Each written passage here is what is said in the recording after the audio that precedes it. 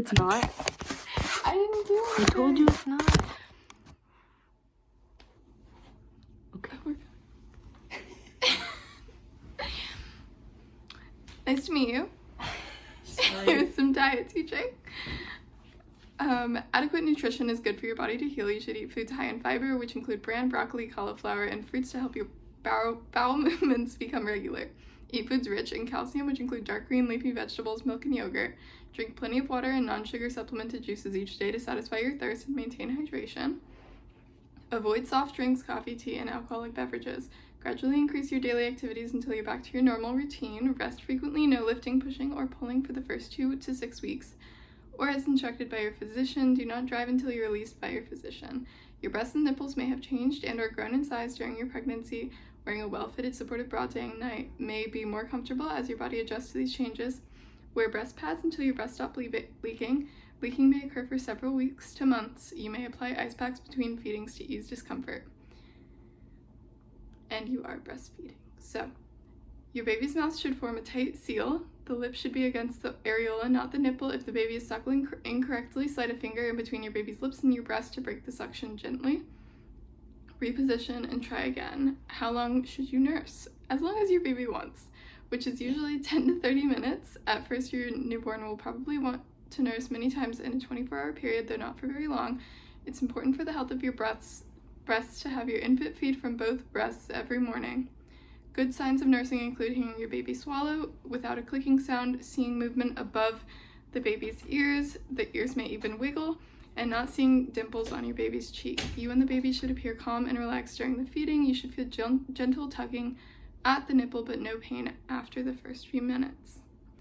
If you do feel pain, it may mean the baby is not positioned properly or that the tongue does not extend past the lower jaw.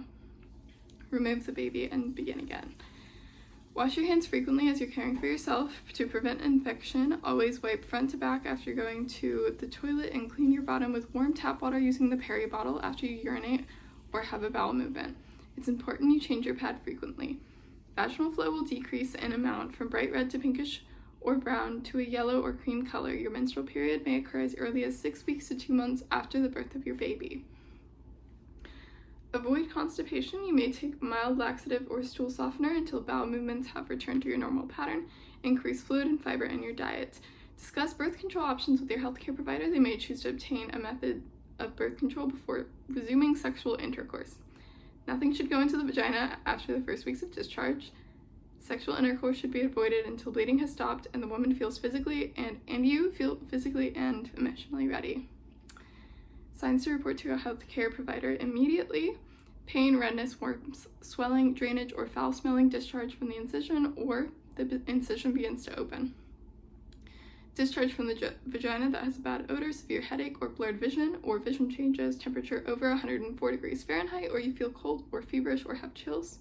Thoughts of harming yourself or your baby, pain or burning sensation, redness, warmth, or swelling in the legs. Breasts that are painful, swollen, hot, tight, itchy, or have sore spots with redness or red streaks and flu-like symptoms. Sharp pains in your breast, abdomen, breast, or chest. Your abdomen, breast, or chest. Trouble breathing, dizziness or faintness, crying spells, or mood swings that feel out of control. Unable to empty your bladder or urination that's painful, difficult, or too frequent. Difficulty having a bowel movement.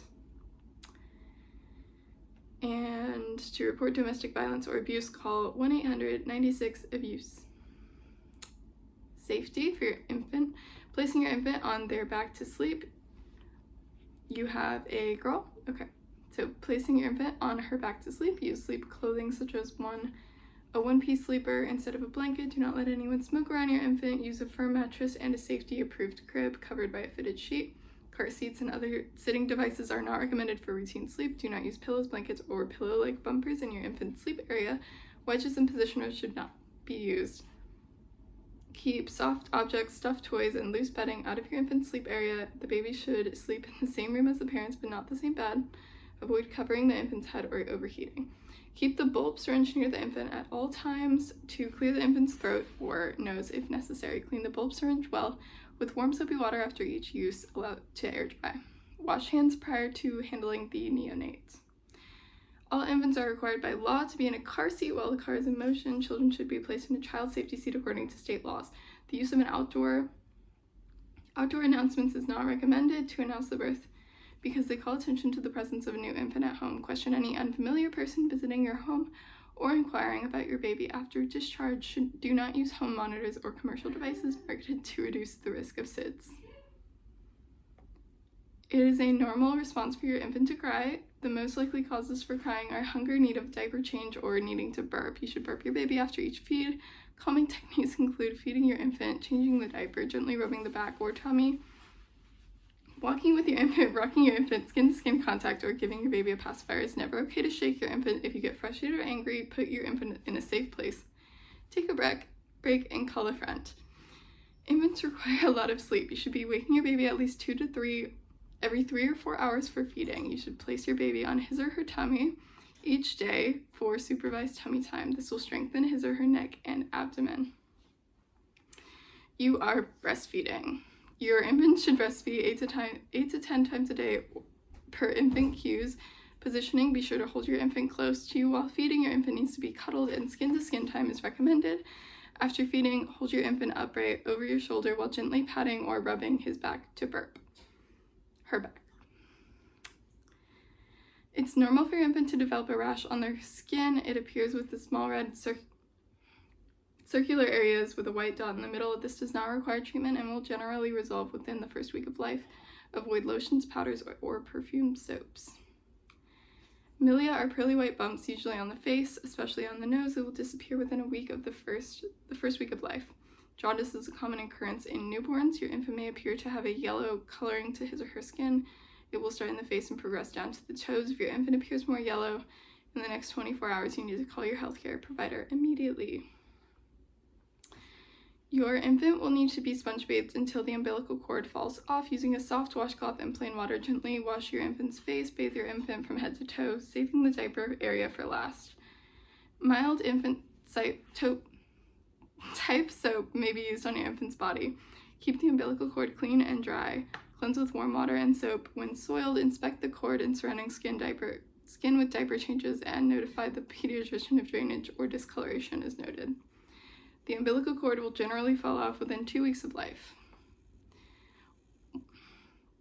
1 to 2 wet diapers are normal for the first day or 2 of life, then you should expect to have 6 to 8 diapers of pale urine every day. Over the next few days, your infant's bowel movements will begin to change from a yellow-green to a mustard yellow and soften in consistency. Your infant should have at least 1 bowel movement every 24 hours. You may want to keep a record of your infant's wet and dirty diapers to monitor adequate elimination and hydration. Always wipe the baby from front to back. Make sure to cleanse all areas, all creases and folds to prevent diaper rash. Pat, dry, and diaper. It's normal for baby girls to have a white or pinkish discharge.